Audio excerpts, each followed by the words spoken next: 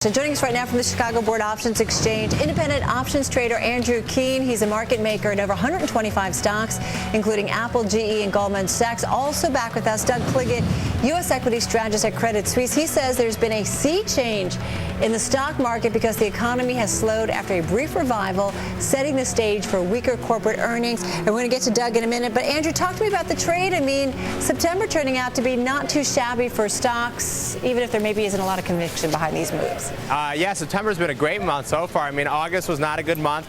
September's been, we're up 5% in the Dow, 5% in the SPX. Usually, historically, September is really bad months, and we're outperforming. We have CPI on Friday, jobless claims tomorrow. We're above the 200-day moving average, where I talk about technical levels really a lot. We're above 5, 10, 20, 100-day, 200-day moving average. We're above it. It's 11.15. We have a little resistance at 11.30, but as long as we hold this 11.15 level, it looks like we're going higher. What do you think about the fact that we still seem to have no volume? I mean, it gets worse and worse as time goes on. In September, we've only had one day that was above 8 billion shares traded across all the exchanges in the U.S. And we're at 6 today. What does that mean to you? I'm actually surprised by the volume.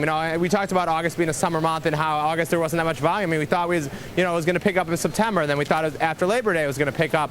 It's just like we're, above the 200-day moving average, and a lot of good things are in the market. We have good manufacturing numbers, and we keep going higher every day. We've been up, 7 of 8 days, trading days.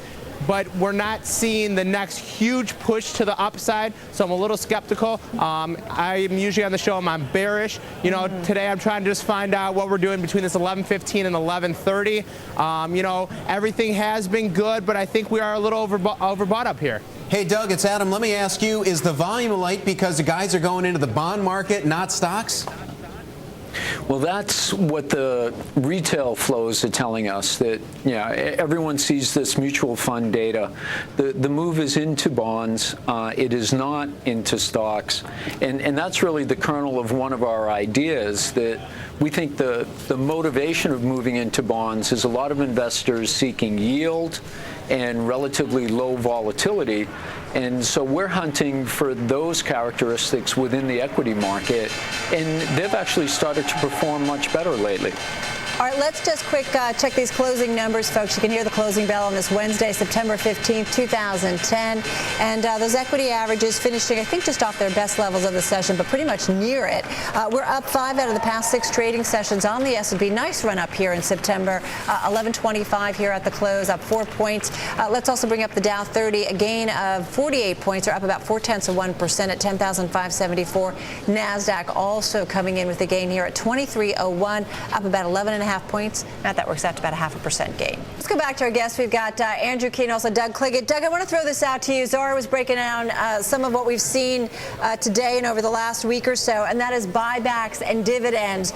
Companies we know have a lot of cash on hand. Do you think this is the best use of a company's cash? It's great for shareholders, but is it the best use of a company's cash in your view?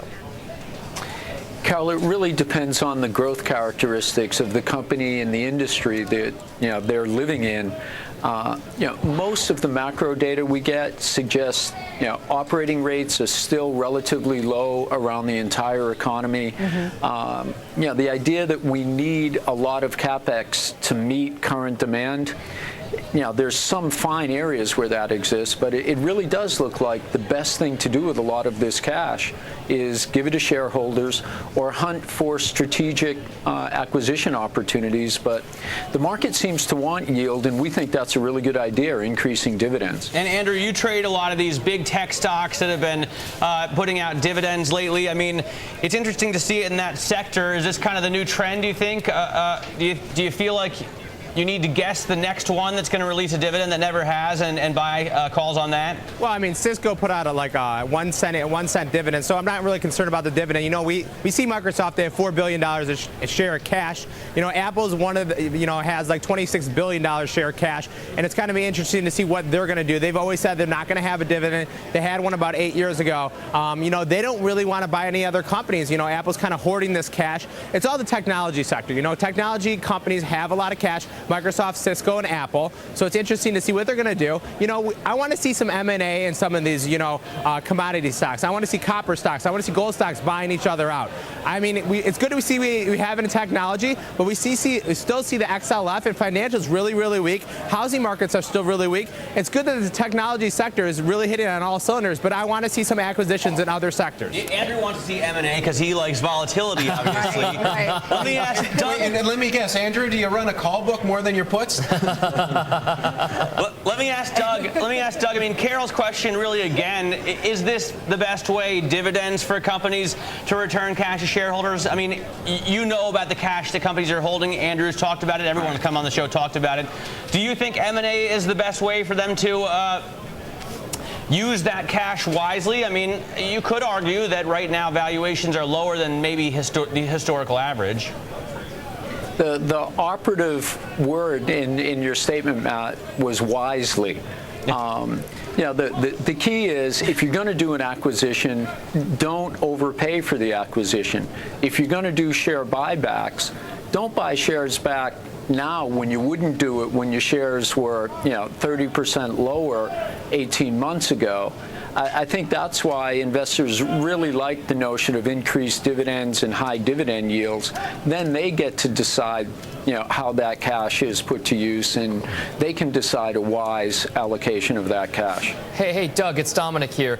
You heard Andrew talking about this idea that the tech sector is kind of in focus here. We see a lot of tech companies basically coming out and raising dividends. Is this something where tech is going to kind of perhaps increase its multiple? Are people going to pay more for it if they do pay a dividend? We do see, of course, multiples higher for utilities and telecom than we do for tech companies. Long gone are the days of the .com, right? Well, again, I think it depends on the growth profile of the business that you're in. Some very large cap technology companies are trading at multiples we haven't seen before. I think the real reason for that is that there's very little confidence in their growth profile. So it is possible that, sort of biting the bullet and saying, okay, we are going to try to use our cash wisely, increase our dividends.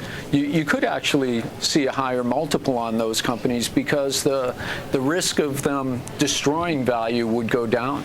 Doug, it's Adam. Question, why not just buy back stock and therefore effectively you're going to raise your earnings and your multiple just by virtue of the fact you're buying your own stock back? Well, I think, the market's really intelligent. It's going to put a different multiple on earnings growth that's coming because you've got, real organic growth in your business as opposed to earnings growth that you're engineering by shrinking your share count. So I think each dollar of earnings isn't really created equally. It's how you're generating that earnings that really influences what kind of multiple the market's going to put on it. Hey, Andrew, it's Dominic here. Going and taking a look at these levels here. A lot of chart watchers down there are saying that, we talk about these, moving averages and whatnot. Are there other technical levels? Are there other levels that chart watchers are looking for? We talk about this range-bound market. Is it going to be range-bound? What's your range on the low end and the high end here? I mean, you got to say your range on the low end is that 1039, 1040 level is where we've hit a couple times and we couldn't get under it. On the high side, 1130, 1140 maybe. Looks like a double top up there, and then if we extend through that, it could be 1200. But 1130 to 1140 is very, very tight resistance. And with the volume we've had, I don't think it's going to get through that. We are above the 200-day moving average, which was the highest moving average of any of the moving averages, which was 1115. But we're kind of stuck right here. Volume is low. So I think if we have to push to 1200, we got to get through 1140, and we got to get through it strong with heavy volume. Hey, guys, let me throw this at you. I'm kind of listening to our conversation. We're kicking around a lot of different topics. It feels like there's no big major theme right now or big story. Are we all kind of waiting for either another shoe to drop at this point? Andrew, you take it first because, like I said, it's kind of a funny little day here in terms of the news flow, but are we waiting for either some conviction, some confirmation, if you will, of the better economic news that we've been getting as of late, or possibly another shoe to drop, be it Europe again? Yeah, I mean, I think Europe is still a huge problem. You look at the FXE, which is the euro, and the euro is at 3 months high. It's over It's at about 130 right now. It's it's been up $3 in the last couple days. You have gold ripping to new highs every day. You have the market going up. It's like everything keeps going up. There's got to be something that's going to correct, and I think it's going to be the stock market. Hey, how about you, Doug? What do you think it's going to be, or do you agree? Well, Carol, we've been sort of moving up and down around the 1100 level for 12 months now. We really don't know what's going to knock us out of that. I think down around 1,000, valuation looks really good. Up, where we are, above where we are right now, you're going to need to get stronger earnings growth than we think is likely. So unfortunately, we think we're going to be in this band for quite a while still. All right. Hey, thanks so much for joining us, Doug Cliggott there and Andrew Keene.